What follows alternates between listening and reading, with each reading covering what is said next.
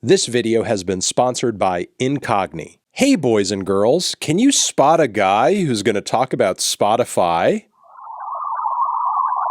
Good job, good work, you spotted him, yay, yay, yay, yay. I'm kidding, Austen doesn't want me to throw in sound effects. I have a whole soundboard here and Austen doesn't want me to touch it. Hey everyone, Anthony Fantano here, the internet's still stuffiest music nerd.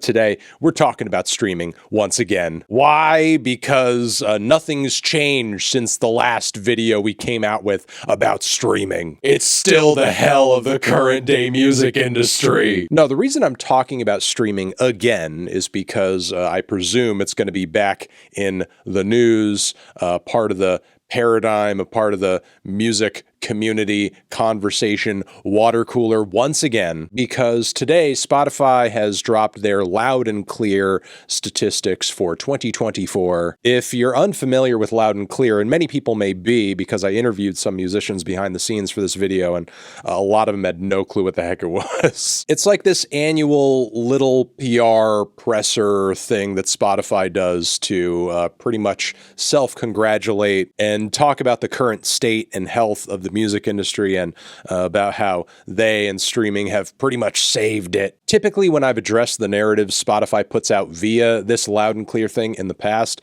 it's usually been from more of an outside perspective. Miraculously, this time around, for whatever reason, I don't know why, they actually invited me to the online conference call where they were talking about this stuff beforehand. I don't know, if they're not afraid to let me hear what they said in this meeting, then I'm not going to be afraid to tear it apart. But before we get into all of this, let's have a word from our sponsor for this video. I don't know about you, but I like my personal information to remain personal. However, there's a lucrative data trading market that makes accomplishing that difficult. Data brokers are constantly buying, selling, and trading your personal info to companies without your knowledge, which results in annoying stuff like spam emails and robocalls day in and day out. And on top of that, with data breaches being a constant threat, it's actually risky to have your personal info in places you don't even know about. Here's the good news. You have a right to privacy and can request that data brokers remove your personal information from their databases. But the bad news is that it's very difficult and time-consuming to do. With countless companies, you have to repeat the same process over and over and over and over, as new companies may be cropping up and harvesting your data too.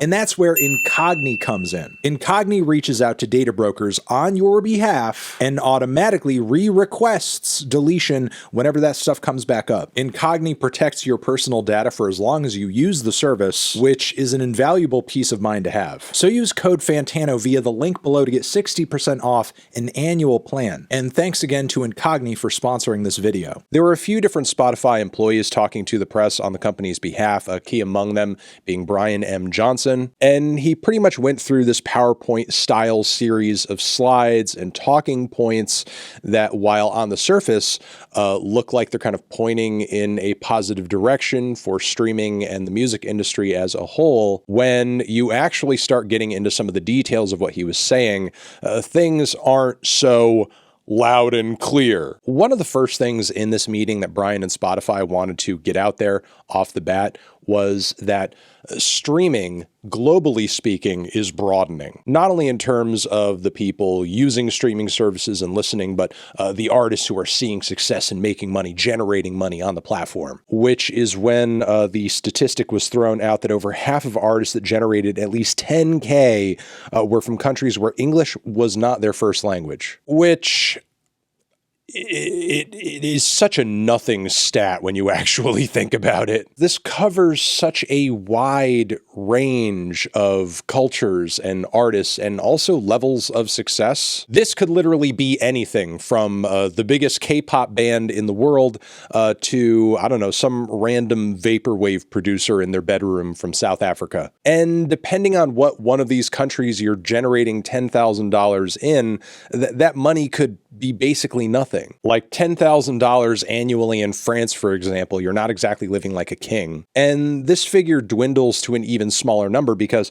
the language Spotify is using here is that these artists are generating this amount of money. They're not necessarily being paid it directly. So please keep track of the use of that word generating, because during this whole meeting, generating is doing a lot of the heavy lifting. When Spotify talks about artists generating money, they're not necessarily saying that's money the artists are being paid. This $10,000 figure can dwindle down to an even smaller amount when you're talking about bands who may have to split that money amongst numerous members, artists and bands who are on labels and may have a revenue split with that label. I mean, one particular thing that's worth bringing up again in light of this particular statistic is that recently Spotify pulled out of Uruguay because the government was asking them to pay artists more per stream. So yeah, Spotify is trying to help the whole world make money in the music industry, especially all these countries where they're not speaking so much English. That is, unless they start asking for more money, because then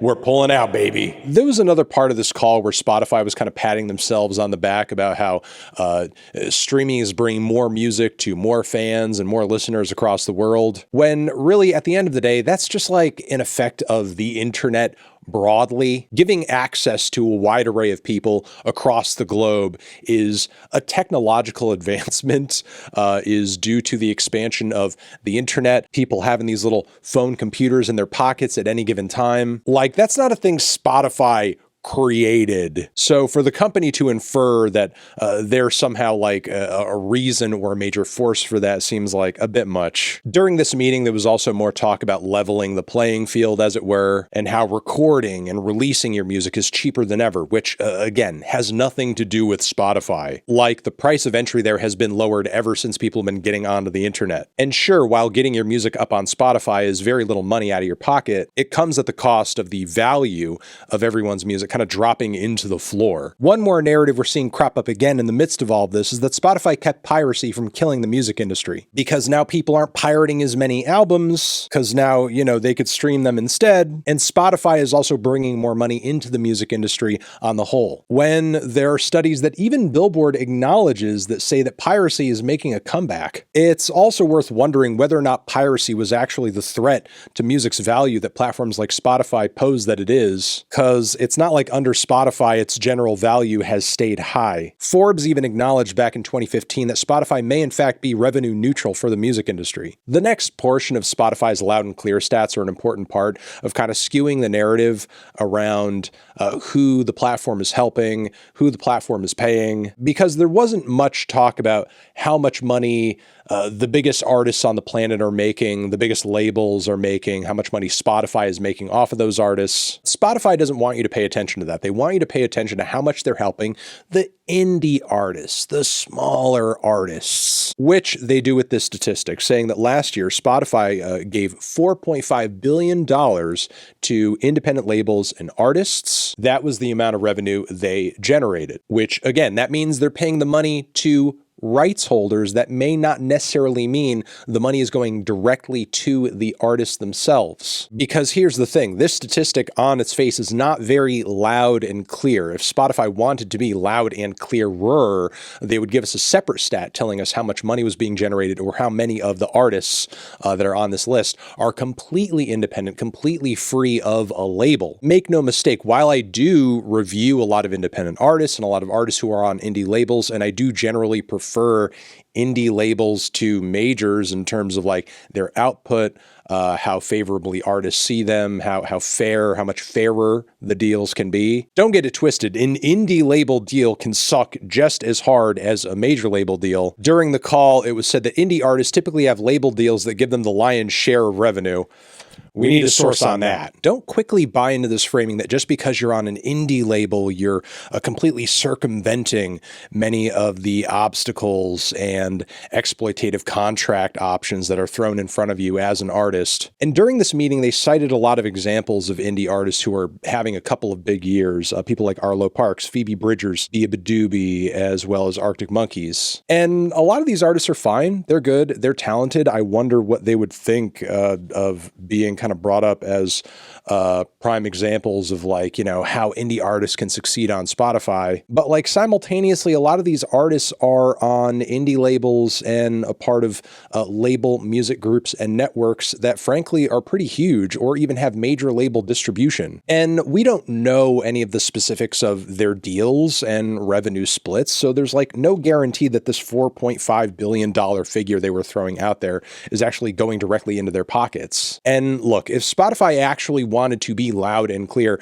they could get into the nitty gritty here and find those stats and present them, but they're not going to, because I presume these stats would not be so pretty if they did that. We would actually get a better sense of how much artists are being ripped off. And to the extent that that's happening, Spotify's reaction would just be like, well, we just pay the labels.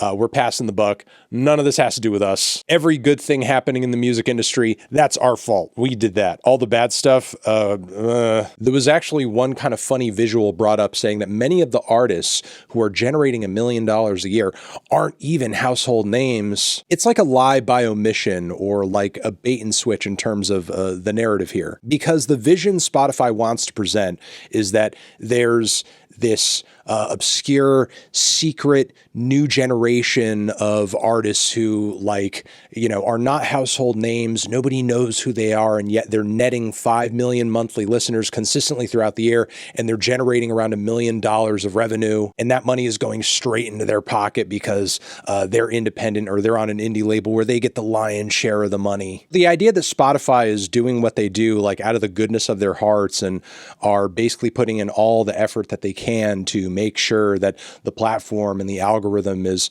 just great for tiny artists, small-time artists, small fries. It's just not really reflected in reality. And again, I just don't think that comes out so loud and clear through what they're saying. But yeah, I'm going to leave it there. Spotify 2024, loud and clear. It's not so loud and clear. Thank you very much to Incogni for sponsoring this video. If you're interested in their service, hit up that link like I told you earlier down below. Over here next to my head is another video you can check out. Hit that up, or a link to subscribe to the channel. Let me know what you think about all this, and I will see you guys in the next one. Anthony Fantano, Spotify, loud and clear, forever.